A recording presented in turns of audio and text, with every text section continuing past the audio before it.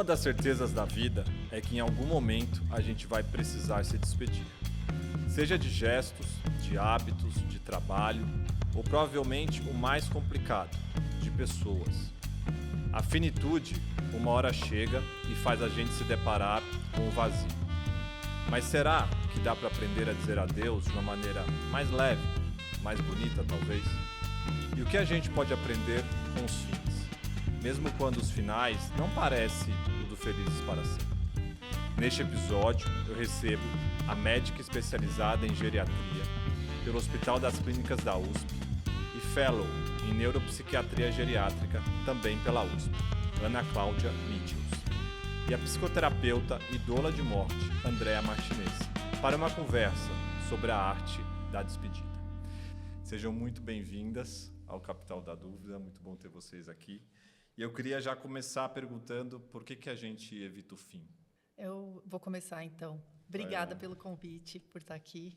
É um assunto desafiador para falar, né?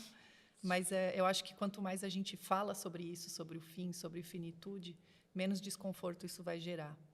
E eu acho que a gente evita o fim porque toda a nossa força vital é para estar vivo, né?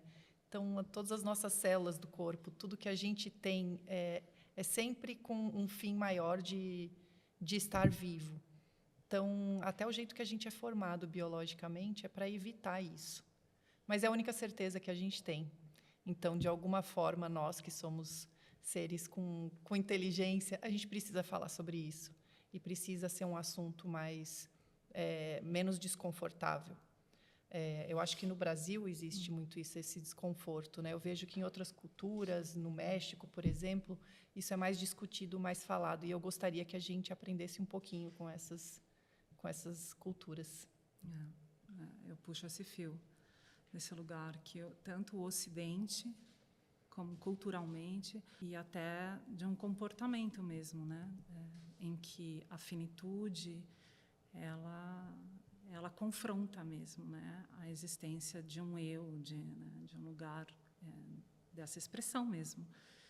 E que hoje a gente vê socialmente todo um movimento que instiga o contrário, né? Exatamente. Então, você se distanciar cada vez mais daquilo que finaliza, se manter, né? E nesse lugar de manutenção existe alguns perigos, né? Mas quando a gente vê culturalmente em outras civilizações e tradições, você vê que o morrer ele faz parte exatamente do viver, né? Então, esse lugar de abrir campos de diálogo, de conversas, de educação sobre o que é morrer, é mais do que fundamental e urgente num momento como a gente vive. São muitas mortes, né? Muitas mortes. Acho que é normal a gente pensar no fim da vida, né, de uma certa forma, mas isso acontece ao longo da vida de várias formas, né? Essa coisa da finitude. Mas, Ana Cláudia, na geriatria tem muito sobre ajudar o paciente a envelhecer e ser conduzido até esse fim de uma forma boa, né? Assim, de uma forma potente, talvez, ou da melhor forma possível. Eu queria te ouvir, assim, quais as principais angústias que acontecem nesse caminho e com o que você se depara nesse processo? Eu acho que a gente sentir nossas limitações que vão aparecendo ao longo do tempo, a partir dos 40 a gente já começa a envelhecer. Eu acho que todas essas diferenças que a gente sente nos lembram de nossa finitude. E talvez por isso a gente tenha um pouco de dificuldade de olhar para a nossa velhice. Só que com o avanço da medicina, com tudo que existe de tecnologia hoje, a gente vai ter uma velhice longa. Se a gente considerar que a pessoa idosa ela tem mais de 60 anos, a gente vai ter aí 30, 40 anos, muito provavelmente, de vida. E com essas limitações, e a gente se preparar para isso, vai dar sentido, a gente vai parar de ficar com medo dessas limitações e vai ver o que a gente precisa fazer para elas diminuírem, terem menor impacto na nossa autonomia e funcionalidade. E a finitude, quando a gente vai falar do fim, eu comecei a fazer faculdade de medicina mais tarde. Então, eu já tinha entrado em contato com esses questionamentos muitas vezes. Eu já tinha 30 anos, então acho que já tinha dado tempo para eu amadurecer essa ideia de que as pessoas vivem e elas morrem. Eu vejo que meus colegas, na sua grande maioria, começaram muito jovens na faculdade e foram aprendendo já de uma forma diferente. E, para mim, era muito difícil ainda, desde o início, ver que um paciente morreu, mesmo quando era idoso. Aquilo, para mim, doía demais. E, antes também de começar a estudar, eu achava que o ideal do fim de vida era estar sedado. Não ter contato com isso, acabou, porque é muito triste, é muito doloroso, então espero que esteja dormindo sem ver o que está acontecendo. E o que a geriatria mais me trouxe, que eu mais aprendi, graças a pessoas maravilhosas que eu tive na minha formação, é que, até o fim, ele é muito importante. Aliás, ele é algo que deveria ser celebrado quase quanto o nascimento. É uma história que está chegando ao fim, e essa história merece respeito, ela merece ser ouvida, merece ser da forma mais tranquila possível, mesmo que seja uma doença que cause muita dor, muito sofrimento, você conseguir viver esse fim consciente, entendendo o que está acontecendo, perto de pessoas que você construiu uma relação ao longo da vida, isso, para mim, é uma história de sucesso, assim. E foi a formação que me deu, e é algo que eu busco e, quando possível, tento inserir esse assunto com os meus pacientes o quanto antes. Olha, é algo que você pode planejar, que pode ser diferente. Tem uma relação de medo grande, né, nesse processo. Muito medo. Né? É novo e é interessante ouvir, porque eu fiquei lembrando assim, né, das pessoas falando como é que você gostaria de morrer? Ah, queria morrer dormindo. Eu acho que você escuta muito essa resposta, assim, porque tem muito do que você falou, né? Que Sim. É tipo, não quero viver talvez esse momento, né? Eu não quero conseguir estar percebendo esse momento acontecer. Agora, é desafiador para o médico também, né? Como que o médico se prepara para conseguir ajudar as pessoas nesse processo? A gente depende de equipe, depende de recurso, equipe, pessoas treinadas para isso, e, infelizmente, no país que a gente vive, é a minoria. Então, a gente esbarra nesse limite aí. E daí tem pessoas como a Andréia, que fazem toda a diferença. E aí o médico tem uma parte importante, na parte de prescrição e medicação, mas a equipe multiprofissional é que consegue fazer toda essa diferença, de conseguir entender o que é necessário, o que é relevante, quais valores precisam ser levados em consideração nesse momento. Andréa, conta pra gente um pouco do que é a doula de morte. O doular é essa arte do cuidar, do estar presente. E a experiência com a doulagem, e é uma das coisas que até a gente vinha falando, assim, o ideal é que cada família possa ter alguém que seja esse guardião de memórias, esse escriba daquilo que registre, né, os desejos, o que traz sentido para cada membro da família. A doula, ela acaba assumindo um pouco esse lugar, e que não necessariamente é só quando você está aplacado por uma doença terminal, enfim, que isso geralmente assim é curioso, porque ou convocam uma doula nos 45 do segundo tempo, onde, obviamente, a doula ela tem essa função de estabelecer vínculos, né, e dar voz àquele que, de repente, perde a voz. O que você deseja? Só que essa conversa tem que acontecer muito, muito, muito antes, assim, né? Então, quando é a hora de falar sobre a morte? É agora. Quando você está lúcido, quando você sabe quais são os seus desejos, que podem mudar, e você só edita esse combinado. Mas abrir esse campo de diálogo é um papel da doula, né? E que, obviamente, uma das frentes, né, de atuação é também quando a doença chega precocemente. E agora? O que vai ser? E se eu morrer? Isso não quer dizer que a pessoa, de fato, vai morrer, porque ela vai passar por todo um tratamento. Então, eu faço esse acompanhamento também, em colocar a morte lado a lado à vida. Porque se existe algo que é mal compreendido, é que o oposto da vida é a morte. E não é. E se eu te disser que não é? Essa é uma boa certeza para a gente discutir aqui. Não é. E se eu te dissesse que o oposto da morte é o nascimento? E a vida é o que está no meio? A doula é exatamente a que faz esse apanhado dessa história, desse ser vivente, com tudo, né, e todas as suas relações, e traz esse sentido, né, e leva tanto para um médico para dizer, olha, essa pessoa ela não quer ser entubada. Essa pessoa tem necessidade, ela não desejava ser, enfim, passar por uma traque ou seguir, enfim, são escolhas, que são as vontades, né, diretivas de vontade, né, que a gente estava falando.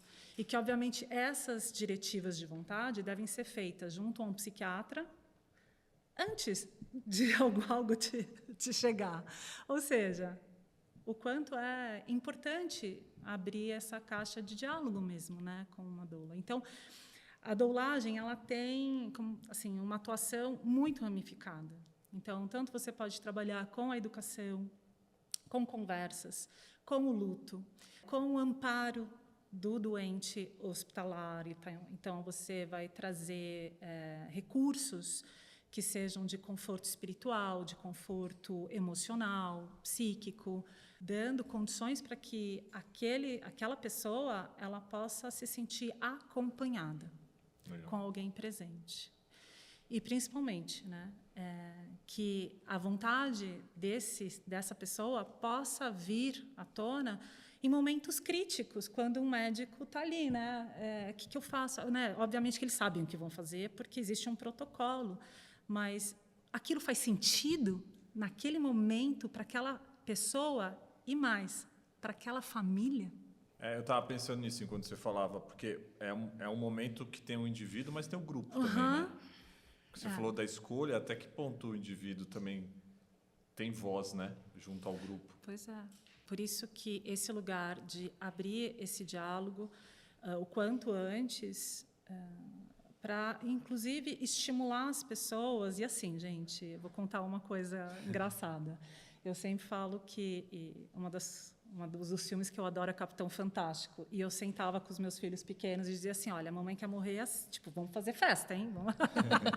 Então, já abri essa conversa com crianças. Porque, sim, crianças, bebês morrem. Mas eu sempre brinco falando assim, olha, na hora que eu não conseguir mais engolir, na hora que eu não conseguir mais falar, vocês me dão arroz doce.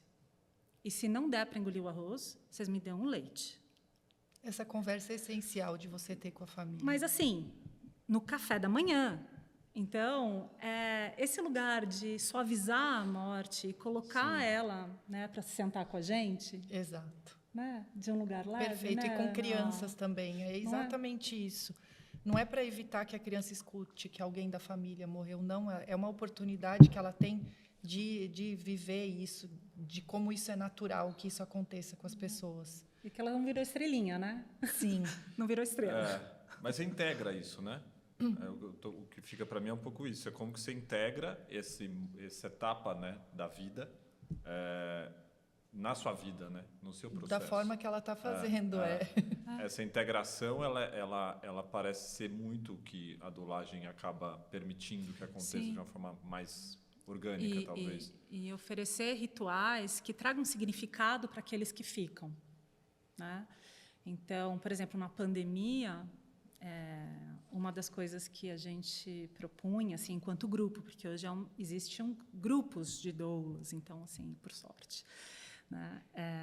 A gente propunha papel semente e os entes queridos escreverem uma carta para aquele que foi. Ai, que lindo! E plantar.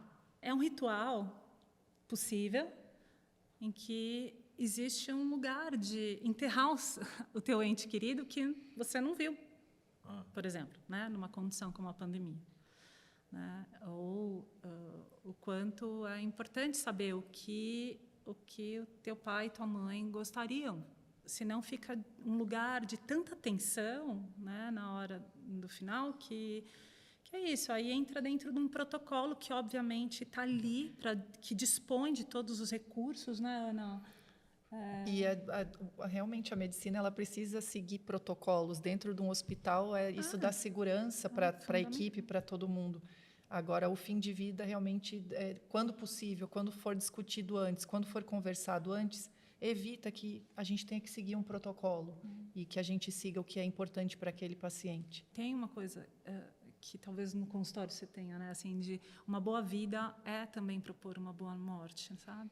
Porque a morte está em função da vida, ela está a serviço da vida. Não, totalmente. Eu acho que referência inicial, né, de que vida não é oposto à morte, ela já te dá essa lucidez. Agora, pela sua experiência, para quem é mais difícil? Não sei se tem essa correlação, para quem vai ou para quem fica. Depende.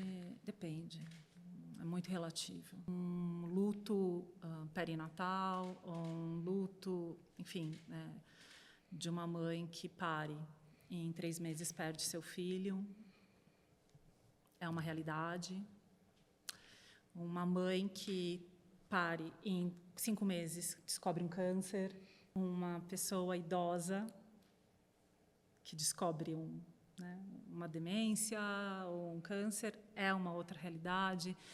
Então, assim, é um lugar desafiador, né? Porque a gente fala do ser humano e aí a gente vai olhar e tocar a alma, né? A história dessa pessoa. É um lugar desafiador para colocar em protocolos e trazer. Totalmente. Mas, assim, acho que é de um lugar de estimular a fazer perguntas para aquele que está do teu lado. Assim, o que você gostaria? Né? Acho que isso ia ser fundamental, né? Assim, se chegasse alguém com seus 50, olha, Ana, eu quero... eu estava pensando isso. Como é que que isso você pode acha, acontecer né? melhor, né? Sim, essa conversa na formação, nós somos muito estimulados a ter essa conversa o quanto antes com o paciente. E daí demanda realmente você ter um vínculo com ele para você conseguir abordar isso. Porque, às vezes, quando o vínculo não é tão forte, a primeira vez que você fala é assim, por que eu estou morrendo? Mas você está vendo alguma coisa aí que eu não conheço? Então, é uma conversa que tem que ser com calma. E isso que você perguntou de quem sofre mais, se é o paciente ou a família, como a gente não tem como saber, esse fim que a gente chama de cuidados paliativos, ele sempre envolve o grupo todo. Ele engloba o paciente, quem convive com ele, os contatos, e mesmo após a morte, ele continua. Continua, exatamente. Ô, Ana, eu te perguntar sobre isso, assim, o que a finitude ensina? O que a finitude ensina? Que pergunta difícil.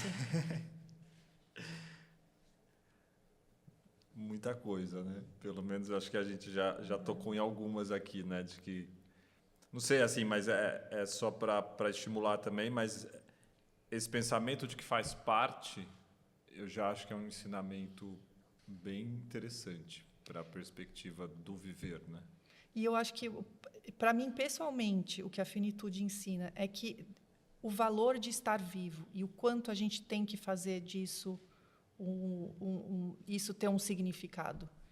E que daí vai de encontro ao que você tinha falado antes sobre propósito também, né? Na abertura do programa.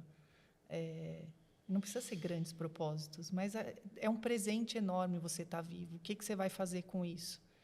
E é lógico que não precisa ser uma fala de um coach, todo dia você tem que fazer alguma coisa incrível. Não, mas a gente precisa sempre ter isso como foco. Assim, estar vivo é um grande presente. Isso vai ter fim. Então, tentar dar o melhor significado possível para aquilo, um dia após o outro. Interessante. André, você tem algum exemplo, talvez, ou alguma coisa mais formatada do quanto que essa percepção ou esse entendimento da finitude, ele se reflete em comportamento, assim? Porque acho que o que a Ana falou é interessante, assim, né? Tem essa coisa do tipo, eu tenho que fazer do meu dia o melhor dia, porque pode ser que amanhã eu não esteja vivo, etc. Que é uma coisa que mentalmente funciona, às vezes, né? Quando você para e pensa sobre isso, mas no dia a dia nem sempre está presente ali na forma como você está conduzindo. Tem alguma coisa com relação ao comportamento que vai ganhando outra forma quando isso, de fato, fica mais próximo? É diverso, né? Porque cada um vai trazer esse lugar de significado para a sua realidade. Mas, sim, quando se tem essa leitura, né, de que, sim, o fim está próximo, às vezes tem um lugar de... Me deixa descansar. Sabe? Eu não quero. Né? É o também permitir-se, é isso que eu estou afim. Né? E onde... Né, tem hora que... Jung fala disso, né? Que os sintomas humilham. É quando a vida pede para você bater cabeça mesmo para ela e dizer, não é o que eu quero, mas é é a partir justamente desse sintoma trazer esse significado. Então, tem hora que o sintoma ele vem como uma dor ou um mal-estar. É isso. Então, experimentar também esse esvaziamento, né? E que, como comportamento, às vezes, as coisas que faziam sentido deixam de fazer sentido rapidamente, mas como outras experiências, o que mais é convocado é a reconciliação com relações esgarçadas, assim, né? Tem alguns estágios da morte ativa, né? E uma delas tem essa parte da lucidez, que é onde a doulagem, o grupo, enfim, das doulas a gente leva afinco, assim, de não sedar, enfim, falar sobre isso, pelo menos para a pessoa escolher, sabe? Sim. Que é esse último momento de lucidez, que é um momento, assim, chama todo mundo. É a hora de despedir, né? Então, e eu gosto muito de trazer e associar esse processo de morte ativa ao apagamento dos elementos do corpo. À medida que o corpo vai se esvaziando, também... Para quê? A gente dá umas questionadas às vezes, Ana. A gente chega lá e fala assim, mas precisa hidratar? Não, hidratação... Mas precisa fazer esse exame agora? Tá certíssimo, tem que questionar mesmo. Então, claro que com muito cuidado. Óbvio que a gente tem histórias muito engraçadas, assim, hoje, mas assim, de embate com a equipe médica, enfim. Quando tem uma equipe alinhada, é lindo. Maravilhoso, é lindo. Mas eu sei que não dá para ter sempre. Não é sempre, né? Isso é algo que... enfim, então... A reconciliação é algo que muda, né? Então, poder reparar, sabe? Isso é muito bonito. Pacificar, assim. Né? Pacificar, né? Então, tem até uma meditação do Poa, né? Que você deve conhecer. Sim. Então, a doula, ela vai, obviamente, primeiro, não vai propor absolutamente nada até não se sentar com aquele que está à frente e saber... primeiro, estabelecer um vínculo é fundamental, um vínculo de confiar. Então, nesse fiar, tanto que as parcas elas fiavam o fio, né? Então, esse é o nosso princípio, fiar a vida. À medida que você senta com o teu fio disposto a fiar com o outro, né? Você estabelece confiança e é isso, e escutar. E aí os comportamentos vão brotando, é muito espontâneo. Espontâneo, natural. Eu não saberia te dizer. Mas te ouvindo é interessante porque tem uma coisa sobre escolhas, né? Que eu acho que escolher por si só já é um elemento de aprendizado, né? Dentro do nosso processo de viver, assim. E acho que você fala de uma coisa também que é curiosa, que é exatamente eu escolho o que eu quero, né? Como que o que eu quero tá comigo e tá com o grupo, que eu acho que essa coisa do vínculo que é interessante, um lugar de respeito aí de uma certa forma, né? Tanto com você quanto com o restante, assim, e um pouco de uma coragem também, né? De viver essa escolha, porque você está num momento onde essas escolhas têm uma dimensão diferente. Eu queria conectar isso um pouco com uma perspectiva de finais. Como que a gente pode se preparar mais para esses finais que vão acontecendo antes da morte? Eu acho que falando sobre isso é o primeiro passo, né? A conversa sobre o que a gente já falou aqui antes, ter mais naturalidade ao falar sobre fim e sobre a morte é o primeiro passo, porque daí tem um lugar ali que acolhe e que você consegue expor o que você quer para o seu fim de vida. E por isso que a gente combate tanto também o que a gente chama de cerco do silêncio, que é o que acontece não muito raro em alguns grupos de famílias. Tipo, a família vem para você e fala assim, a gente gostaria que ele não soubesse que ele está no fim, ou não soubesse de determinado diagnóstico. E aí a gente tem um trabalho de sentar com a família, geralmente, e tentar entender de onde que vem esse medo, porque o paciente ele tem direito de saber e de escolher e de sentir, porque ele é o protagonista daquela história. Mas, às vezes, demanda um tempo e uma saliva para a gente conseguir Sim, deixar entrar. sim, Mas isso é essencial, assim. A gente faz de tudo para que não permaneça aquele cerco do silêncio e que seja não traumático para a família. Mas Uma das coisas que eu lembro que eu venho do Uruguai, né? E lá tem casas para morrer, né? E te ouvindo, Ana, eu lembro, foi uma das minhas primeiras lições ainda, bem jovem. Eu lembro que minha avó estava ali, né? E não sabia ao certo, né? Que ela ia morrer. Ela não sabia, mas sabia, né? O corpo sabia. Né? E eu lembro que eu fiquei indignada. Por que não temos que falar isso para ela, que o tumor, né? Enfim. E aí eu lembro de uma senhora falar: não se responde perguntas não feitas. Essa foi minha primeira grande lição. Eu imagino que isso é um paradoxo, né? Porque tem esse lugar do silêncio, de proteger, né, aquele, mas se aquele ele está silenciado e não faz perguntas, que direito é o meu de atravessar o silêncio do outro? Essa pergunta dá uma Também. chacoalhada. Não, isso foi formador assim para mim, porque eu estava nesse lugar. Imagina, mas é óbvio que ela tem direito a saber.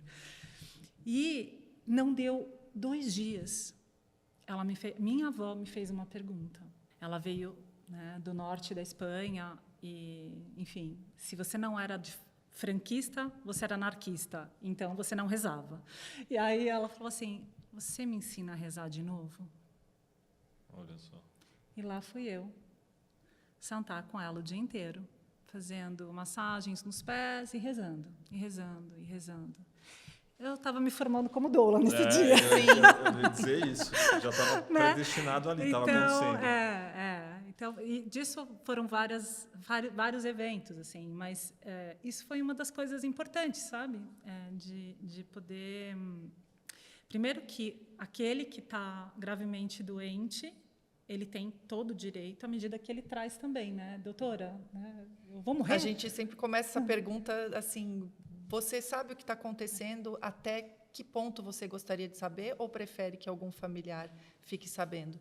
E tem alguns pacientes que falam: não, eu não quero saber de nada, pode falar tudo com a minha filha. Aí é diferente. Mas E é uma aí escolha, né? É uma escolha. Ele exerce a escolha dele. E passa a ser uma escolha Totalmente, mais uma vez. Mais uma vez, exatamente. Mas é interessante, porque essa coisa do não silenciar, de uma certa forma, né, através da pergunta, ou pelo menos de permitir que essa resposta ou esse desejo, essa escolha aconteça, e, ao mesmo tempo, um respeito quando o silêncio existe. Sim. Né? Eu queria perguntar para vocês, assim, o que vocês entendem ou realizam como sendo a despedida mais difícil que a gente faz em vida? Eu tenho a impressão que se despedir de algo que você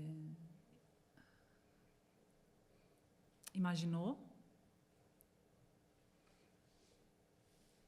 sentiu, mas não tocou. Acho que uma das experiências mais, assim, que são marcante, né? Que é a morte que chega cedo demais. Acompanhar o luto de uma mãe. E também mortes que são drásticas, né? Traumáticas. Isso me fez estudar, né? Sobre o trauma, e que, inclusive, degelar certos aspectos, isso também permite que você processe, né, num processo literalmente digestório da dor, né, que é atravessado, assim, mas de tudo acho que é esse lugar, assim, e mortes assim muito precoces, né, são interrupções, né? Interrupções. E por incrível que pareça, as crianças sabem morrer, né? Conta. Eu não posso falar, né? Assim, nunca tive essa experiência, mas tenho uma grande amiga, a doula, que é de Portugal. Ela é palhaça, clown, dentro do Hospital Oncológico Infantil. E eu aprendo muito, assim, desse lugar, assim, que a gente conversa. as crianças ensinam assim, papai, vai ficar tudo bem. Mamãe, vai ficar tudo bem. Então, assim, esse lugar dos pais que se despedem é forte, né? É forte, né? E eu tenho até uma limitação. A formação já para mim sempre foi muito difícil ver crianças doentes, Né? assim. Para mim Eu tenho essa limitação. A finitude, as despedidas, as doenças,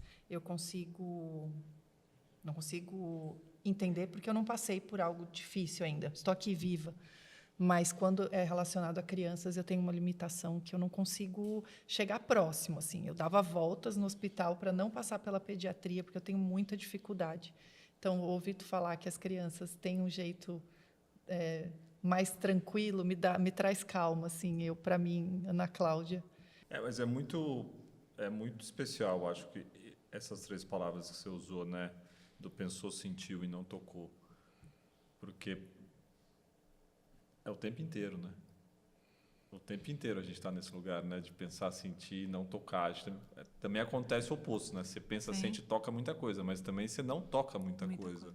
Né? E acho que, no fim, a gente está falando de uma frustração, talvez, né? Que possa acontecer no processo e que isso faz parte. Acho que a nossa cultura é muito conectada com esse lugar do deu errado, ferrou, né?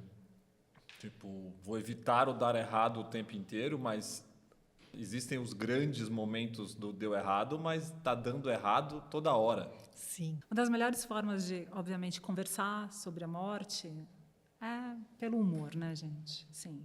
Então, vira e mexe, estou acompanhando alguém que tem, enfim, está num tratamento oncológico, filho pequeno, né? E aí a gente conversando e tal. E aí eu falei, e aí? Se der ruim, do nada. Se não for nada disso, ela está viva, tá? Essa pessoa está viva, renasceu. Então, é um ciclo de vida, morte e vida também, né? Então, e eu tenho a impressão que o processo de cura, e que isso a gente também tem que prestar muita atenção em relação à cura, porque curar é cuidar. Uhum. Né? Não necessariamente retirar doença. Aquilo, né?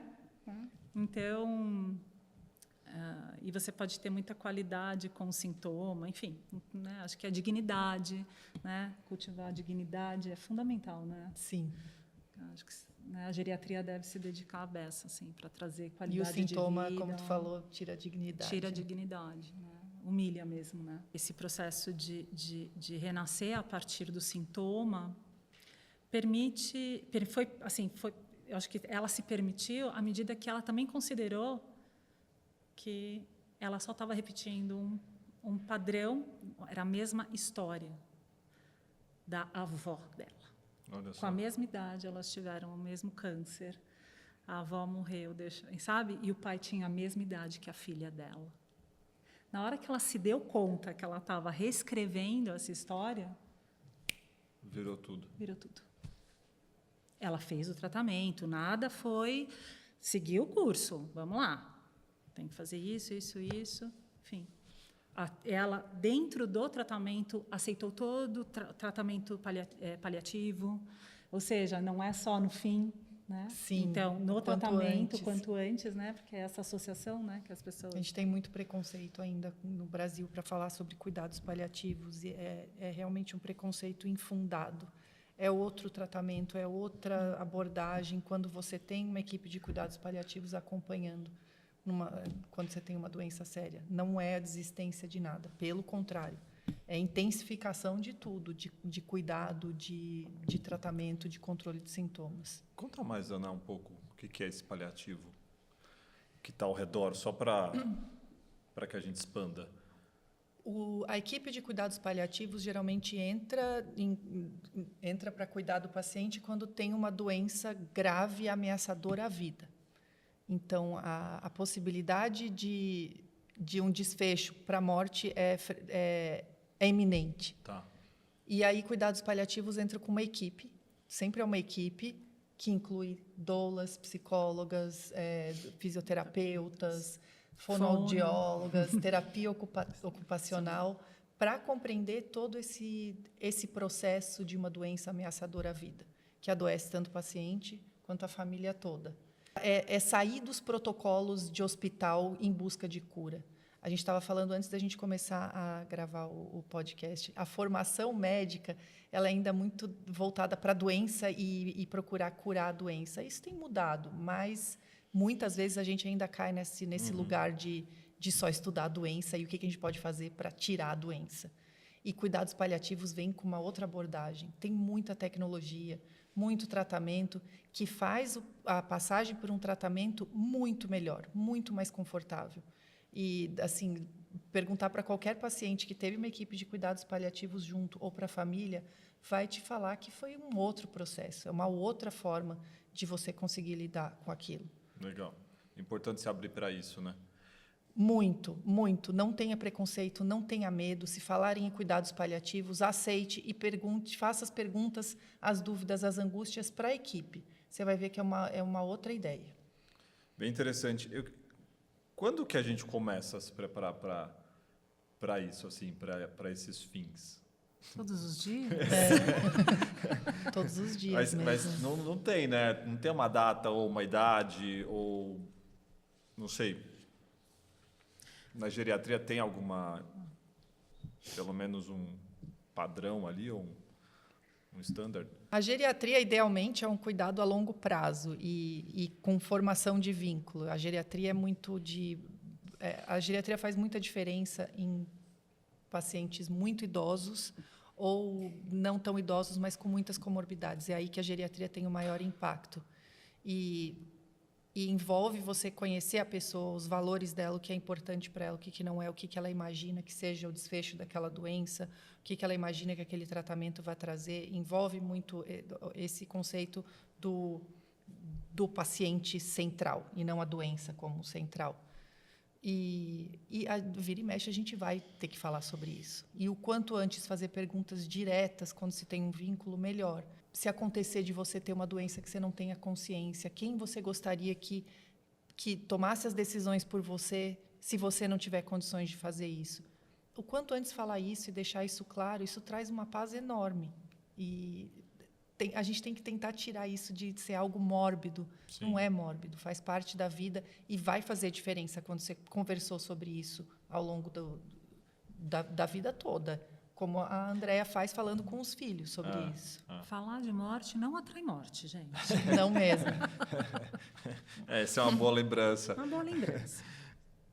Ana, a geriatria está muito conectada com um viver bem, né? O que é viver bem na perspectiva de um médico? O que é viver bem é você garantir, eu acho que o principal é garantir autonomia.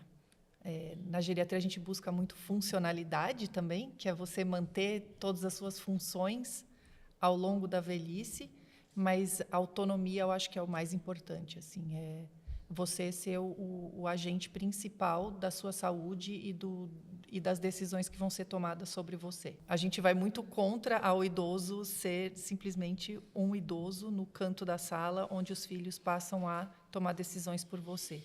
Na geriatria, a gente vai fazer sempre o máximo para que ele seja o centro, para que ele tome as decisões, ele que tome as escolhas. É lógico que a família sempre vai ser ouvida, mas a gente tem que tentar fazer esse intermédio de modo que o principal seja o idoso. Legal, autonomia e funcionalidade. E acho que conecta também com o que vocês falaram com a coisa da escolha, desse lugar de fala, né, dessa perspectiva de conseguir estar sozinho em grupo. E preservar a dignidade, né, daquele, né? Tem um lugar acompanhando algumas famílias com pais idosos, enfim, tem esse lugar de às vezes infantilizar o idoso ou onde o idoso ainda tem um lugar de escolha, né? Então, até porque idoso está muito difícil a gente definir. Pessoas que entram com 65 anos no meu consultório, eles estão exatamente iguais a mim, com 44. Então, está mudando muito e muito rapidamente. Eu acho que as doenças ficam mais frequentes, não tem como a gente negar isso. Diabetes, hipertensão, a prevalência de demência vai aumentando conforme tu vai ficando mais velho. Mas ele tem que ser ativo, porque a gente vai viver muito tempo com esse nome de idoso. A gente vai ter uma vida, a gente provavelmente vai continuar trabalhando. Nós 3 aqui provavelmente continuaremos trabalhando até 70, 80 anos, até porque conforme a sociedade está se conformando de uma forma que a gente não vai poder ficar sentado numa cadeira no canto da sala. Isso é bom, mas, ao mesmo tempo, demanda responsabilidades e... Um preparo, né? E preparo, exatamente. Preparo. André, você se autodenomina um pouco condutora de travessias, né? E aí a gente estava pensando quais habilidades a gente precisa desenvolver ou ter para conseguir fazer essa coisa de passar de um ponto para o outro. Acho que um lugar importante que hoje eu considero é o exercício do autodesenvolvimento, né? Se conhecer. A partir do momento que você tem as suas cercas bem definidas, né? Porque boas cercas fazem bons vizinhos, né? Literalmente. Uma boa imagem para se ter. Isso é de um poeta inglês, depois eu te passo. Mas eu tenho isso como uma prática, assim. À medida que eu sei onde é o meu lugar, isso permite ir ao encontro com o outro, preservando também o espaço do outro, né? A vontade do outro, o desejo do outro, e não simplesmente impor isso como algo que é a melhor para ele. E, com isso, né? Escuta, refinar a escuta, e, muitas vezes, o que é dito não necessariamente é dito. Tem camadas. E estar atento àquilo que não foi dito, para não se tornar maldito, é outra coisa também importante. Então, ter o refinamento de uma escuta, da sustentação de presença, porque doula espera. Sustenta. A ausência de julgamento, né? Então, aquilo que é. Então, é ser testemunha de uma história, de uma travessia, seja ela qual for. Tem algumas que seguem, né, no processo da vida. Tem outras que vão em direção à morte. Né? Tem outras que entram na morte e revivem, né? Enfim. Mas é isso, e ter uma, acho que é uma disponibilidade, um interesse, e talvez um encantamento mesmo pelo outro, né? É um exercício, né? Pela sua experiência, dá para mapear um pouco quais são as grandes travessias que acontecem ao longo da vida? O nascimento é um deles. A forma como a gente nasce, eu tenho a impressão que conta muito como a gente está na vida. A maternidade é uma morte simbólica para essa mãe. Morre algo da gente, não morre, Ana? Eu morri. Sim, não, totalmente. Eu morri aí. Mudanças profissionais. Vocês duas morremos, ambas. É uma vida dentro da outra, entendeu? É verdade. E poder olhar para isso e não se calcificar, sabe? Naquela imagem, né? Daquilo que sou. E ter essa abertura de dizer, eu posso fazer muitas coisas, enfim. Isso, acho que vai desarticulando um pouco, né? Assim, vai liberando o controle, né? E vai... A tentativa de controle. A vida vai ficando um pouco mais interessante, inclusive, né? Então, morrer no meio do caminho é bom a beça. Na hora não é legal. Já aviso, nem sempre é legal, mas acho que é também permitir se recontar, né? Acho que você já falou disso, Ana, mas só para a gente reforçar, assim, dá para viver bem até o último dia? Esse é o meu objetivo principal. É tudo que eu mais quero, o que eu faço, o que eu falo, o que eu cobro, é pensando nisso, para viver da melhor forma possível até o final. E só de olhar para isso, acho que já é 50%, né? Só de ter isso em mente já é muito importante. Você focar nisso. Você não precisa todo dia fazer tudo certo, porque você quer ter uma vida 100% saudável, mas aquele ali ser o seu rumo, onde você quer chegar. Faz com que você, às vezes, saia um pouco do caminho, mas logo volte e faz diferença. E as pequenas coisas que você faz e que são consistentes ao longo da vida, essas que têm o maior impacto. Isso é uma boa coisa para se relembrar, né? Não são os grandes momentos, é aquilo que a gente repete. Não é uma dieta nova, maluca, que você vai restringir várias coisas, vai fazer você emagrecer e se sentir melhor. Se aquilo não for sustentável, o impacto não vai ser tão grande ao longo da vida. Não precisa ser nada extraordinário, né? Não dá para ser nada extraordinário. Tem que combinar com você. Tem algumas coisas que são inegociáveis, assim, tipo parar de fumar, atividade física. Essas, infelizmente, precisam ser restritivas e precisa focar nisso. Hábitos ruins, né? Isso você tem que tirar, né? Não tem jeito. Agora, como é que vocês veem a espiritualidade nesse processo todo, assim? O quanto que a espiritualidade ajuda? Eu acho que ela ajuda muito. É muito mais... tem muito mais significado alguém que tem uma espiritualidade forte passar por esses processos. E não precisa ser religião, mas as religiões ajudam muito. Eu vejo que quem tem religiões e estão passando por isso em hospital, aquilo dá é como se tivesse uma mão segurando, é um guia. E quando a pessoa não acredita em nada, fica um pouco mais solto. Mas a espiritualidade, de acreditar que espiritualidade é diferente de religião e é o contrário de não acreditar em nada. Espiritualidade vem do espírito, que é esse sopro. É isso. Né? Então, a gente, quando nasce... É o sopro e quando da a gente vida, morre... A gente está nascendo e morrendo todos os dias, toda hora.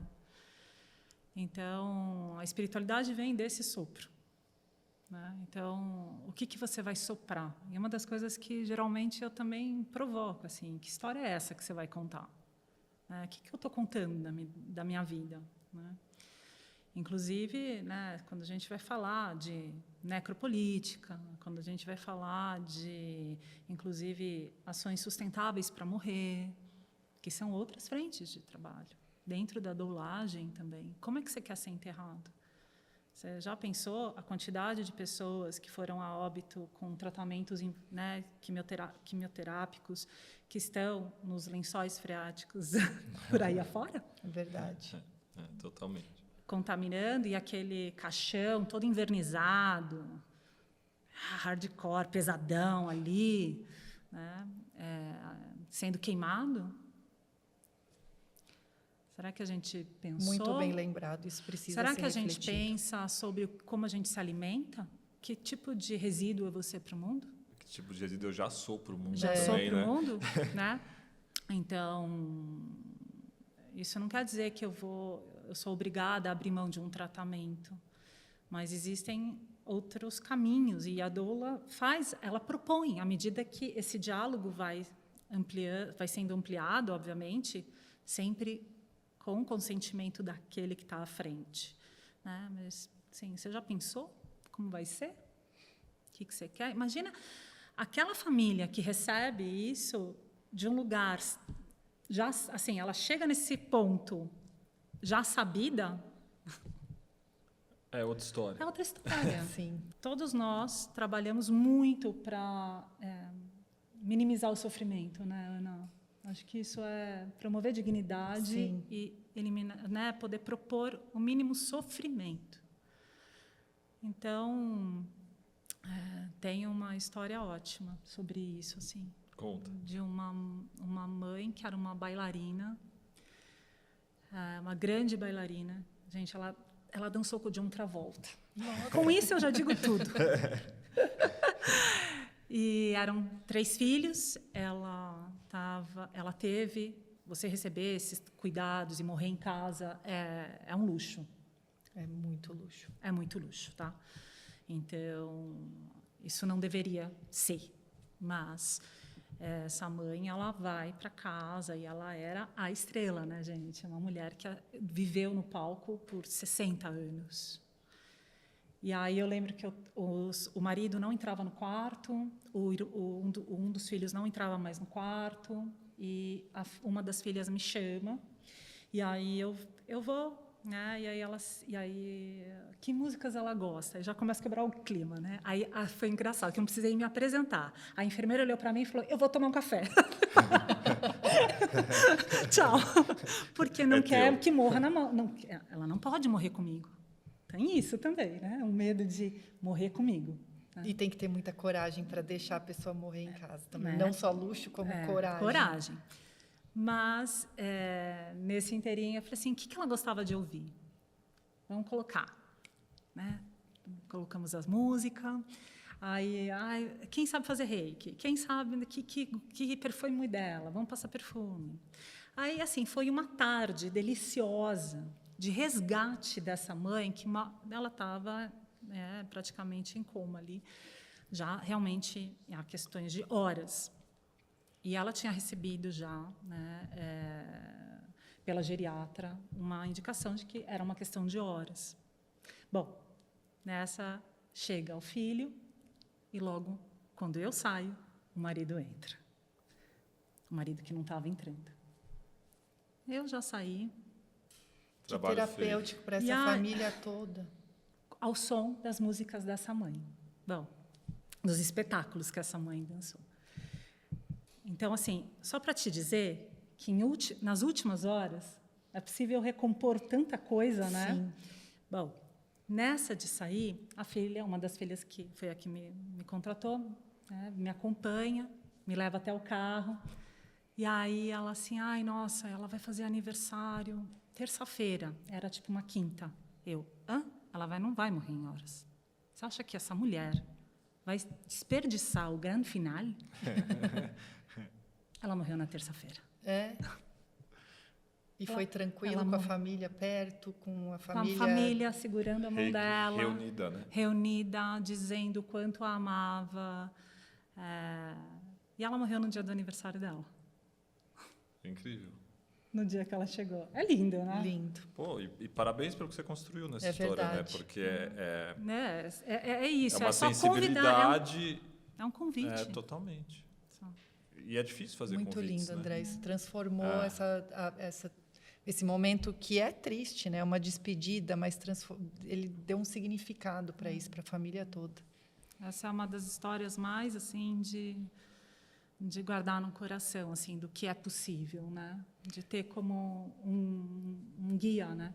Na residência de geriatria também tinha um paciente que tinha uma neoplasia de próstata e tinha metástase óssea no corpo todo, e ele tinha muita dor. E era um idoso, ele devia ter 89, 90 anos, bem fragilizado, assim, e ele era uma pessoa muito doce.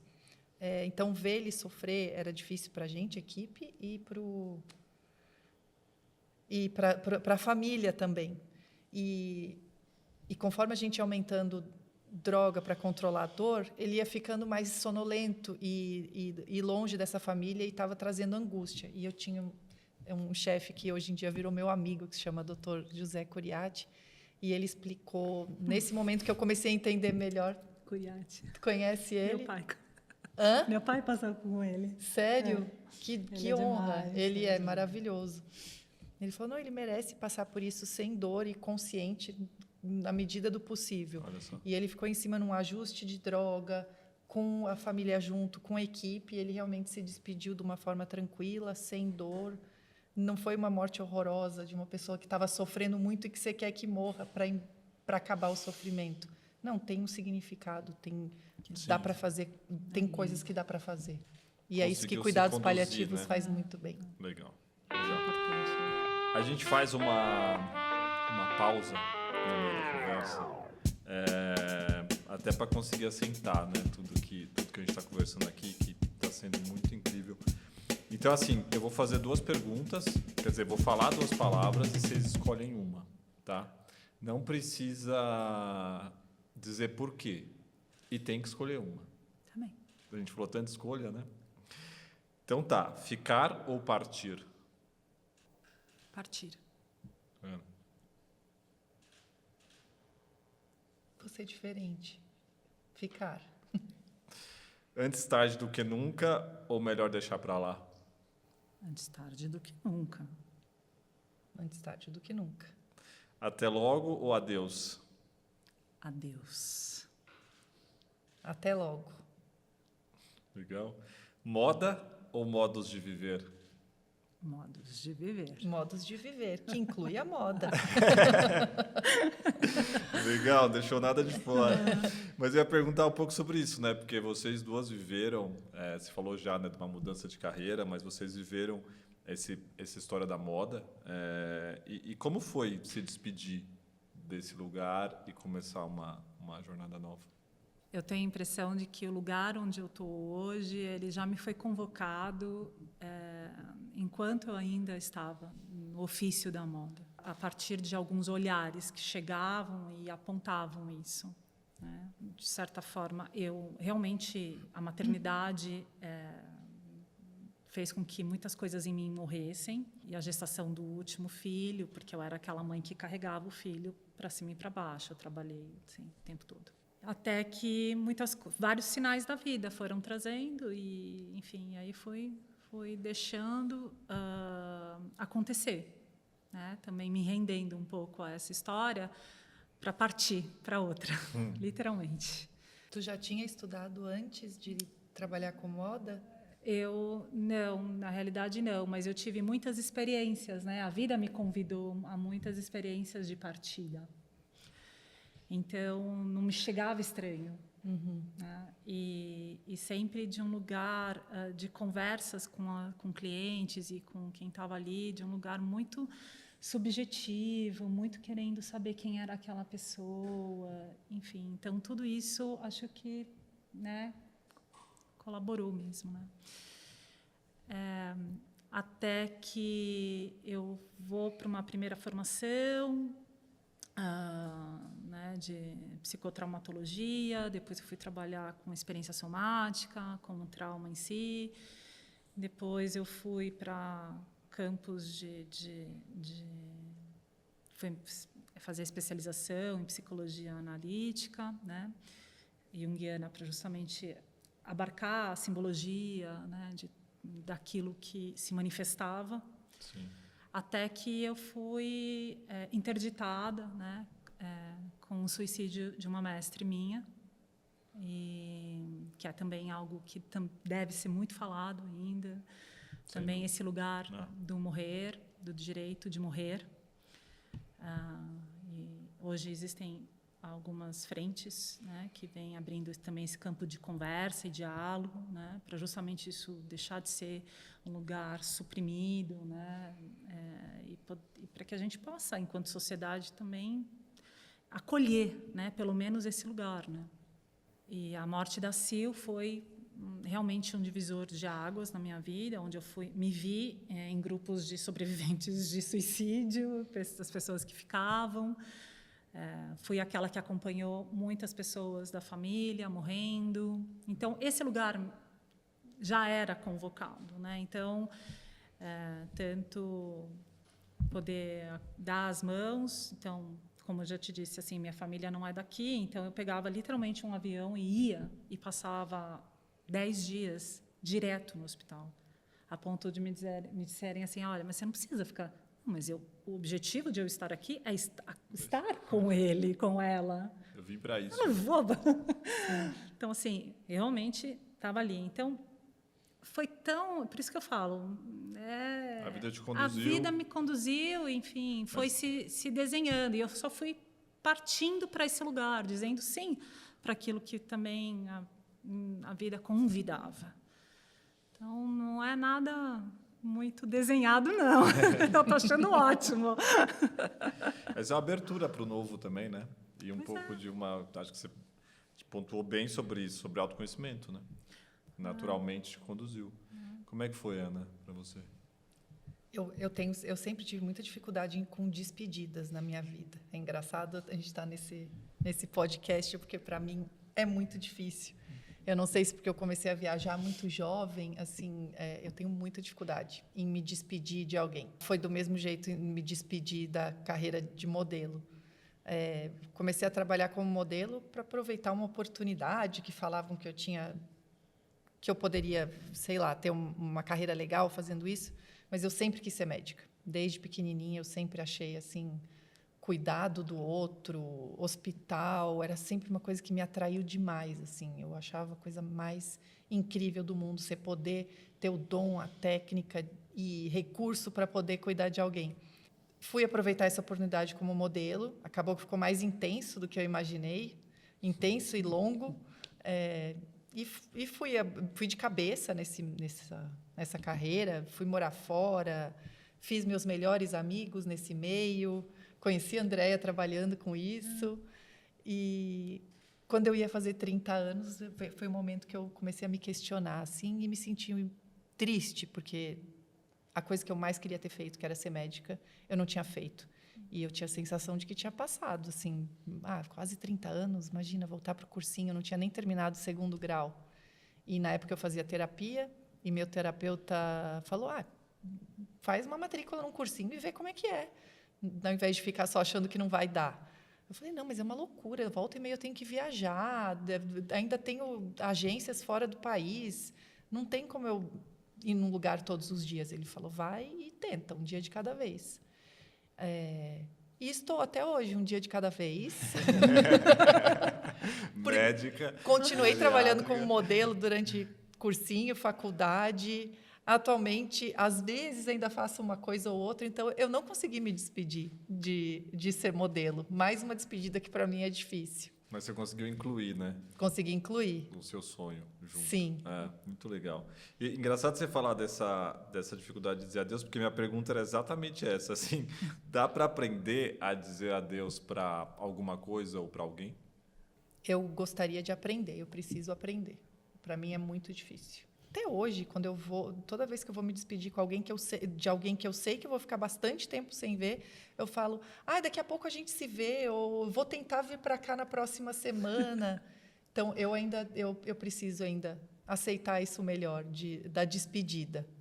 A forma, eu acho que eu consegui aprender na formação como médica, de como isso precisa ter significado, mas a despedida em si, eu ainda preciso ficar melhor. E aí, André? Dá para aprender? É uma prática. É uma prática. Acho que se convidar, assim como a gente ensina nossos filhos o ano morreu, não acabou, morreu. A água morreu. Ou trazer, sabe, esse olhar mais lúdico e permeado por algo que pode ser leve.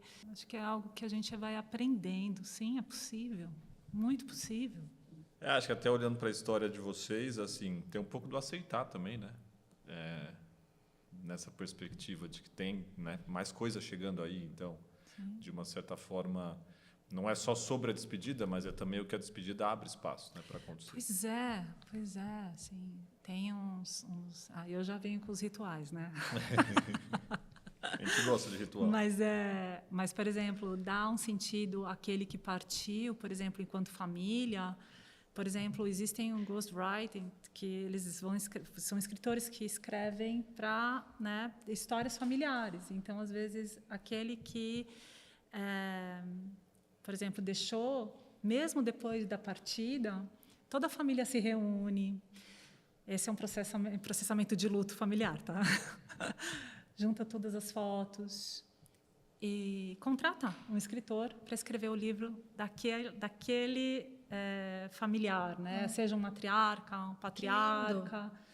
E vai ser impresso, enfim, para cada integrante da família, a história daquele que partiu, para aqueles que ficaram.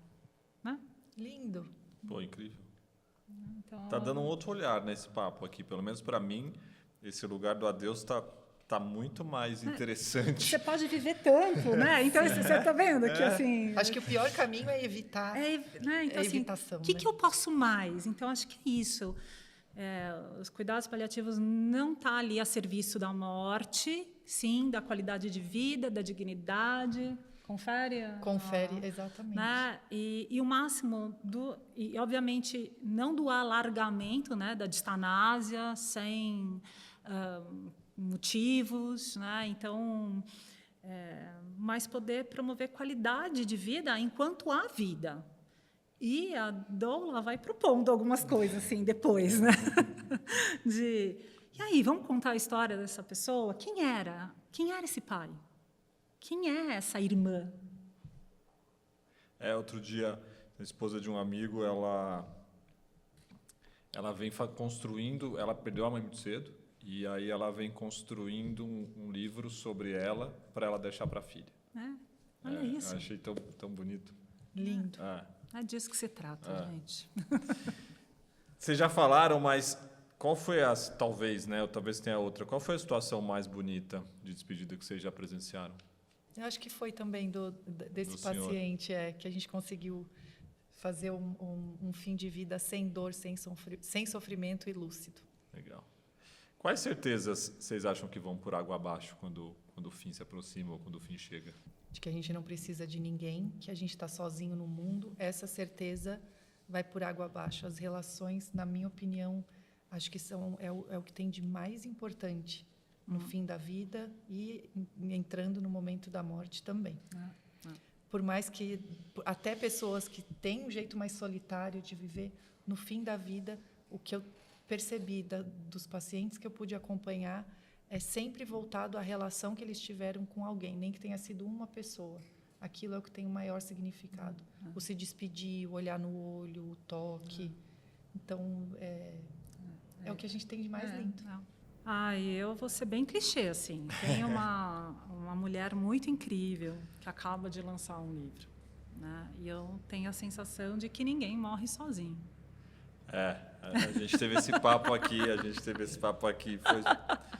Eu quero saber quem é. A Renata Pisa. Renata Pisa.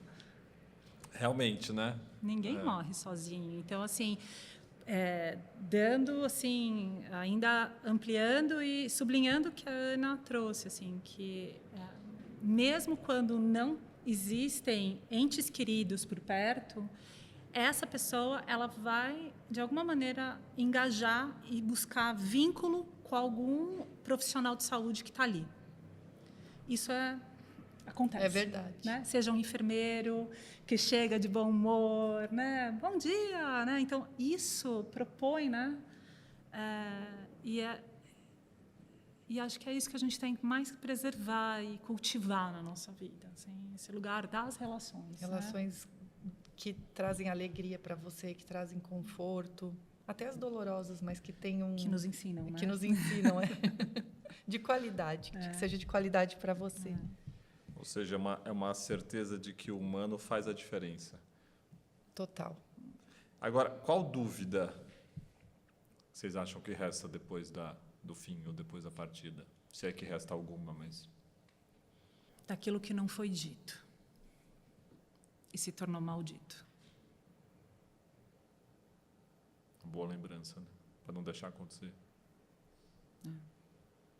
Para trazer perguntas, né? Sim. E aí, Ana, algum? A dúvida de como que é, né? A gente não tem como saber exatamente. O que vem agora, né? E daí, finalmente, a gente vai saber. A gente fala no Capital muito sobre essa perspectiva de questionar certezas e potencializar dúvidas, muito como esse lugar de movimento.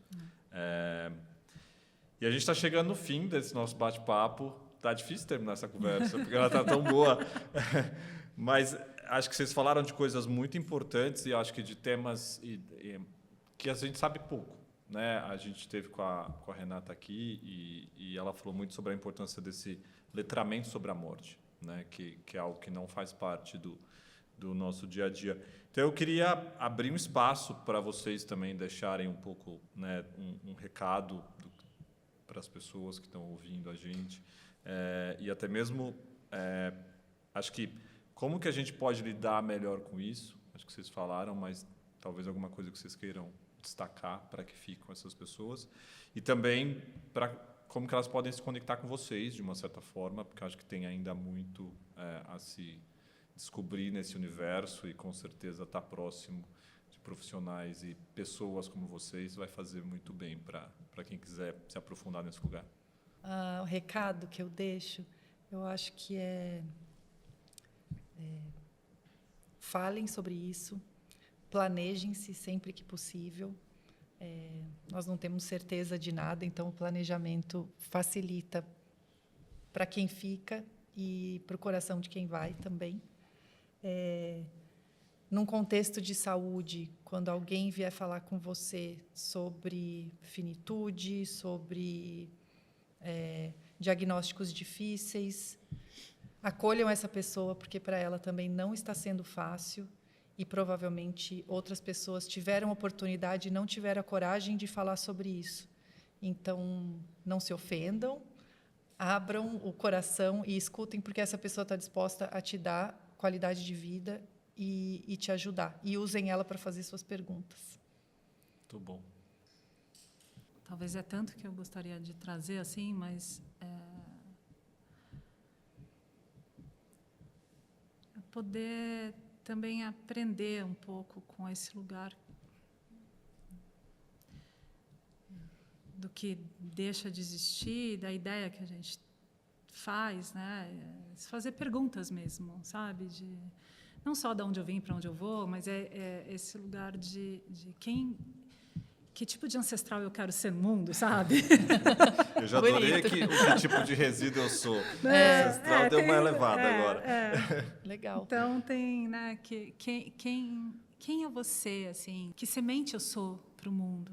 Né? Pensar que se uma semente ela cai de uma árvore, né? Ela vira um fruto, vira semente e cai na terra.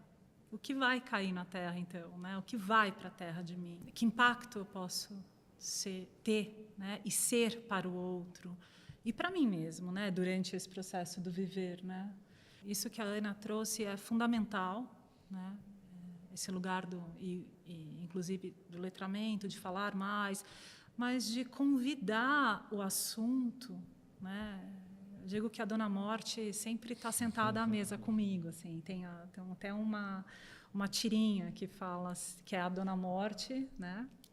Que procura uma estagiária e aí encontra uma menina e fala assim: você quer trabalhar comigo? Aí ela fala assim: pode ser. Aí a menina dá as mãos, está contratada, a Morte cai, morre, pronto, vem trabalhar comigo. Então, assim, é brincar um pouco, sabe? Trazer esse lugar de desconstruir também, né? E é um exercício.